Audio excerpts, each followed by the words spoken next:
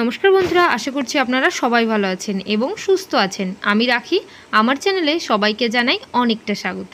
তো বন্ধুরা, আমরা মেয়েরা সংসারের প্রত্যেকটা কাজকর্ম একটু ছোট ছোট টিপসের মাধ্যমে করতে চাই, যাতে আমাদের কাজগুলো অনেকটা সহজ হয় এবং অনেকটা সময় বেঁচে যায়। তাই আমরা চলে এসেছি আমার প্রথম টিপসে। এখানে কাপড়ের এই ধরনের যে সমস্ত ব্যাগগুলো, এই ব্যাগগুলো নিতে পারেন, আবার এই ধরনের যে মাস্কগুলো আছে সেই মাস্কগুলো নিতে পারেন। যেহেতু এটা কটনের, তাই আমরা কিন্তু এটা দিয়ে কাজ করব। এখন কি করব, এই মাস্কের থেকে দুই সাইড থেকে কাঁচির সাহায্যে এই দুটো যে গার্ডারের সাইড, এটাকে আমরা কেটে বাদ দিয়ে দেবো। কেটে বাদ দিয়ে এই যে মাস্কটাকে এটা 4টে খণ্ডে বিভক্ত করতে হবে, কারণ এটা দিয়ে আমরা এমন একটা দরকারি জিনিস করছি যেটা আমাদের মেয়েদের প্রত্যেকটা সময় কিন্তু কাজে লাগে। দেখবেন আমরা হাতে কিন্তু নেল পলিশ পরি, নেল পলিশ পরলে সেই নেল পলিশগুলো তোলার জন্যও কিন্তু আমাদের তুলোর প্রয়োজন হয়। এবার অনেকটা সময় দেখবেন সেই তুলো থাকে না, ফুরিয়ে যায়, তখন বাজার থেকে আনতে হবে।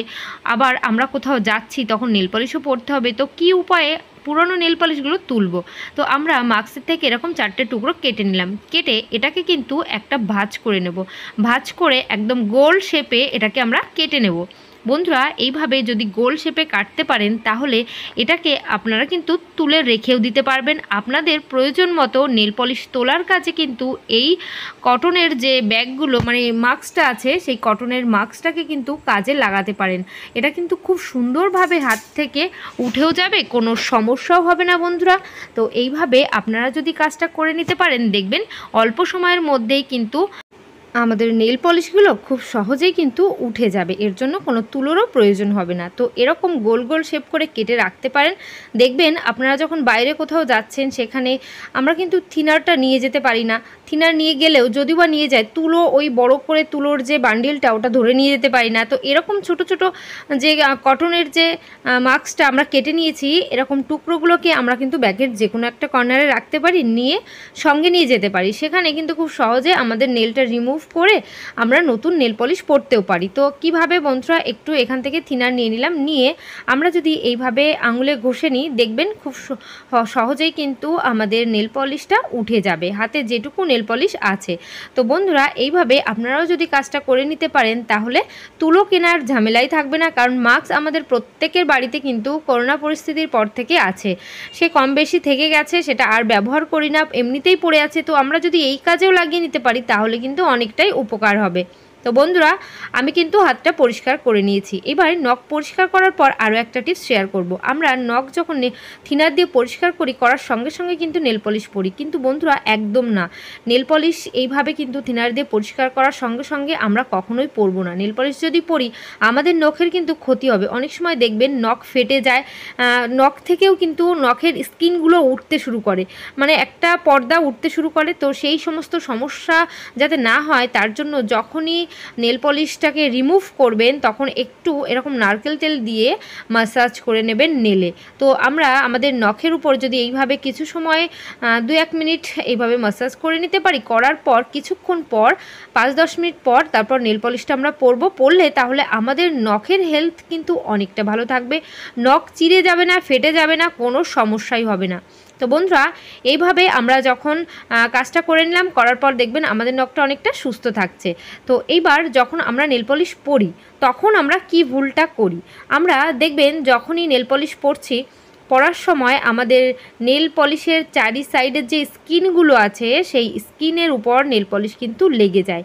তো যখনই এরকম স্কিনের উপর নেল পলিশ লেগে যায়, সেটা দেখতে কিন্তু খুবই খারাপ লাগে, একটুও ভালো লাগে না। তাই আমরা কি করব? তো বন্ধুরা, নেল পলিশ পরতে পরতে যদি এরকম স্কিনে লেগে যায়, দেখতে তো বড্ডই বাজে লাগে। তো আমরা এইটা যাতে না হয়, তার জন্য ছোট্ট একটা উপায় অ্যাপ্লাই করতে পারি। আমরা নিয়ে নিতে পারি আমাদের যে ক্লথ ক্লিপগুলো আছে। তো ক্লথ ক্লিপের সাহায্যে কিভাবে নেল পলিশ পরবো, আমরা এইভাবে আঙুলের সাইডের যে স্কিনটা আছে, মানে মাংসটা আছে আমাদের চামড়াটা, ওটাকে ক্লিপের সাহায্যে টেনে নিচের দিকে চলে যাচ্ছে। এইবার আমরা যদি নেল পলিশটা পরি, বন্ধুরা দেখতেই পাচ্ছেন একটু সাইডের কিন্তু স্কিনে নেল পলিশটা লাগবেও না, কোনো সমস্যাই হবে না। প্রত্যেকটা আঙুলে নেল পলিশ পরার আগে এইভাবে ক্লথ ক্লিপগুলো লাগিয়ে নেবেন, তাহলে আপনাদের কিন্তু নেল পলিশটা খুব সুন্দর পরা যাবে, কোনো সমস্যা হবে না। তো আশা করছি বন্ধুরা, আমার এই টিপসটা আপনাদের অনেকটা কাজে আসবে, অনেকটা ভালো লেগেছে। চলে এলাম পরবর্তী টিপসে। এখানে একটা বাটির মধ্যে কিছুটা জল নিয়ে নিয়েছি। এবার এই যে জল নিয়েছি আর নিয়ে নেব একটা ন্যাপথলিন। এখানে একটা থেকে দুটো ন্যাপথলিনও নিতে পারেন। আমার যেহেতু অল্প জল তাই আমি অল্প একটা ন্যাপথলিন নিয়ে নিয়েছি। নিয়ে এটাকে আপনারা আস্ত জলের মধ্যে দিতে পারেন, আবার গুঁড়ো করে দিতে পারেন। আমি এখানে গুঁড়ো করে দিচ্ছি কারণ কাজটা অনেকটা তাড়াতাড়ি হবে। তো এইভাবে আমরা একটা শক্ত কিছু দিয়ে একটা প্লাস্টিকের মধ্যে ন্যাপথলিনটা নিয়ে আঘাত করলেই দেখবেন গুঁড়ো হয়ে যাবে। এবার এই যে গুঁড়োটার কাজ কি? এই গুঁড়োটা আমি কিন্তু গ্যাস ওভেনের উপর জলটাকে ফোটাতে দিয়ে দিয়েছি। এবার জলটা যখনই গরম হবে না, সেই গরম জলের মধ্যে এই ন্যাপথলিনের গুঁড়োগুলোকে আমরা কিন্তু দিয়ে দেব। দিয়ে দিলে কি কাজ হবে বন্ধুরা, এইভাবে কিন্তু এই গরম জলের মধ্যে এটাকে ফোটাতে দেব। তাহলে ন্যাপথলিন কিন্তু সমস্তটাই মেল্ট হয়ে যাবে। এইবার এই জলের মধ্যে এটা কিন্তু মিশেও যাবে। তো দেখতেই পাচ্ছেন বন্ধুরা, এবার এটাকে কিন্তু আমরা বন্ধ করে রেখে দেব। কিছু সময় ফোটাবো যাতে জলের মধ্যে ন্যাপথলিনের সমস্ত গুণাগুণ মিশে যায়। এবার এটাকে বন্ধ করে আমরা কিছু সময়ের জন্য এটাকে রেস্টে রেখে দেব, কারণ জলটাকে ঠান্ডা করতে হবে। জলটা ঠান্ডা করার পর এর মধ্যে আরও একটা উপকরণ আমরা মিশিয়ে দেব। তো সেই উপকরণটা কি চলেন দেখিয়ে দিই। তো জলটা অলরেডি ঠান্ডা হয়ে গেছে। ঠান্ডা হয়ে গেলে এগুলো এই যে ন্যাপথলিনটা সেটা পাঁপড়ের মতো আকার নিয়েছে। এই যে পাঁপড়ের মতো, এটা কিন্তু আমরা কাজ করতে পারবো না। তার জন্য একটা বাটি নিয়ে নিয়েছি, একটা নিয়ে নিয়েছি সেকনির মধ্যে আমরা এই জলটা সেকে নিচ্ছি যাতে এই পাঁপড়গুলো সেকনির মধ্যে আটকে থাকে।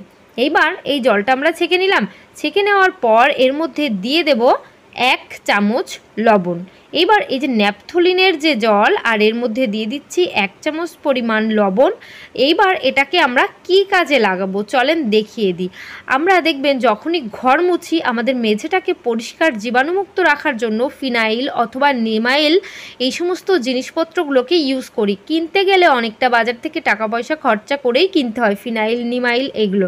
তো বন্ধুরা, যদি আমরা ফিনাইলটা খরচ না করে এরকম একটু মিশ্রণ তৈরি করে রেখে দিতে পারি, যখনই আমরা ঘরটাকে মুছবো তখনই বালতির মধ্যে 1 থেকে 2 ঢাকনা পর্যন্ত জল এই মিশ্রণটা দিয়ে তারপর ঘরটা মুছবো, তাহলে আমাদের ঘরটা জীবাণুমুক্ত হবে এবং নেগেটিভ এনার্জি কিন্তু দূর হবে।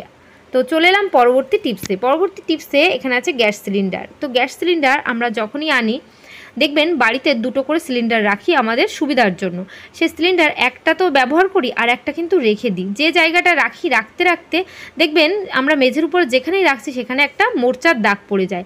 তো এরকম দাগ পড়ে গেলে সেটা কিন্তু আবার আমাদের হারপিক দিয়ে কিংবা সার্ফ সাবান দিয়ে তুলতে হয়, অনেকটা পরিশ্রম করতে হয়। তাই সেই সমস্ত পরিশ্রম না করেই আমরা যদি কাজটা করতে পারি এমন কিছু যাতে আমাদের এখানে মোর্চাটা নাই বা পড়ে।